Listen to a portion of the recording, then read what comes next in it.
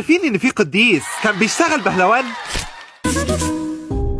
كان في ملك اسمه يوليانوس، والملك ده ما كانش بيطيق المسيحيين، وتعرف الامبراطور ده باسم يوليانوس الجاحد. ولما جه ميعاد عيد ميلاده ساعتها قرر انه هيعمل حفله كبيره جدا وهيعزم فيها اهم ناس في الدوله الرومانيه. وساعتها اتفق مع اساتذه ونجوم الضحك في العالم علشان يحيوا حفله عيد الميلاد. ومن ضمن النجوم اللي هيحيوا الحفله كان في واحد اسمه بيرفوريوس البهلوان. وبيرفوريوس كان نجم كبير قوي، ستاند اب كوميديان، وكان بيقدم استعراضات وفقرات كتير. ولكن بيرفوريوس لقى ان موجود معاه فقرات تانية كتير، والفقرات دي بيقدمها اساطير الضحك. فكان بيرفوريوس شايف انه علشان يبقى نجم الحفله دي كلها وصاحب اجمد فقره انه هيتريق على المسيحيين، لانه عارف ان الامبراطور بيكرههم عمى. ولما جه ميعاد فقرته وفي وسط الحفله قعد بيرفوريوس يتريق على المسيحيين، والناس قعدت تضحك والامبراطور كان فطسان من الضحك. وبعدها قرر بيرفوريوس انه هيتريق على طقس المعموديه، وساعتها جاب المساعد بتاعه وخلاه ياخد دور ابونا ويعمده. وقعد بيرفوريوس